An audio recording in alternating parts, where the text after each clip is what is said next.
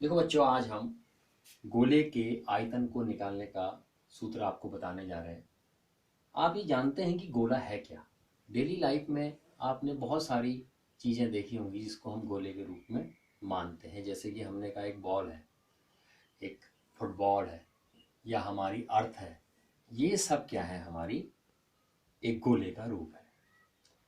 इसका आयतन निकालने के लिए आज हम आपको क्रियाकलाप की मदद ली जाएगी, क्योंकि उच्च कक्षाओं में आप इसको इंटीग्रल मैथमेटिक्स यानी कि इंटीग्रल की सहायता से भी इसको हम निकाल सकते हैं।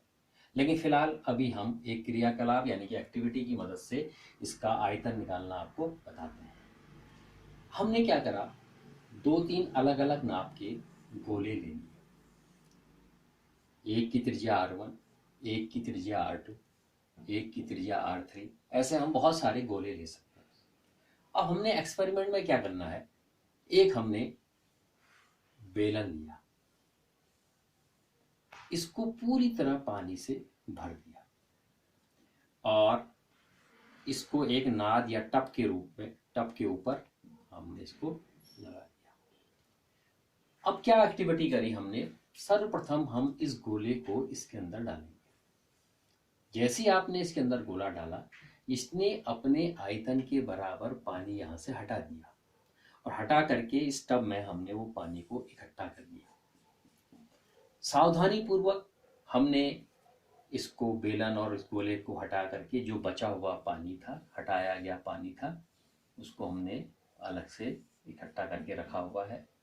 अब मैं इसको क्या करता हूँ, एक अंशकित बीकर है, एक ऐसा बीकर है, इसको मेजरिंग बीकर भी कहते हैं, जिसकी मदद से आप किसी भी द्रव का आयतन ज्ञात कर सकते हैं।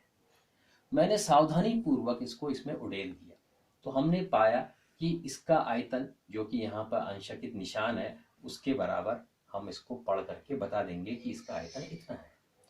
क्योंकि ये गोले का जो आयतन है उसने अपने आयतन के बराबर पानी हटाया और उसका मान हमको क्या हो चुका है, प्राप्त हो चुका है। तो हमने ये पाया कि अगर हम इसकी त्रिज्या का घन को 4/3 पाई से गुना कर दें या इतना गुना कर दें, तो इसकी वैल्यू ठीक वही आएगी जो इसका आयतन का मान यहाँ पे आया है।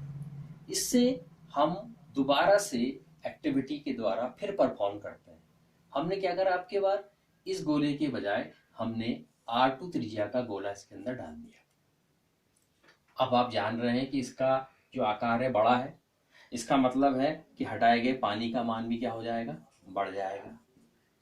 हटाए गए पानी का मान बढ़ गया तो इसको फिर हमने मेजरिंग बीकर की हेल्प से क्या करा, इसको आयतन को हमने प्राप्त कर लिया। पुनः हमने ये पाया कि इसका जो त्रिज्या का घन था उसका 4/3 पाई गुना कर दिया जाए तो इसका मान ठीक वही आता है जो इस मेजरिंग ग्लास में जो हमारा आयतन आया था।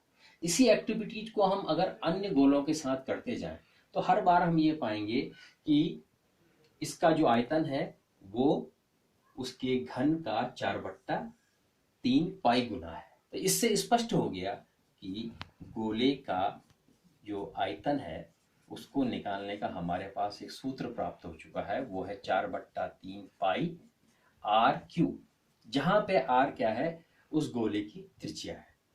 इसकी इकाई आप जानते हैं कि घन सेंटीमीटर या घन मीटर, जो भी आपके पास है उसको हम क्या कर सकते हैं, इकाई के रूप में इसका मान हम प्राप्त कर सकते हैं। अब इसी से संबंधित एक और आकृति आती है जिसको हम अर्धगोला कहते हैं।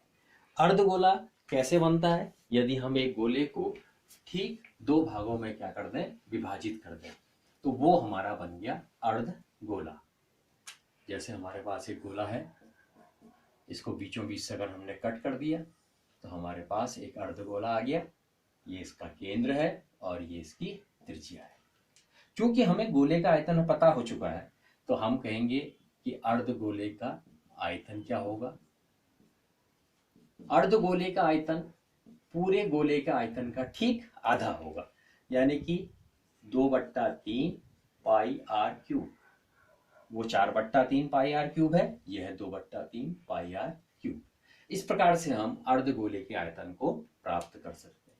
अब मैंने आपके लिए कुछ होमवर्क के लिए प्रश्न बनाए हैं, आप इन प्रश्नों को नोट करिए और हल करने की कोशिश कीजिए। Thank you.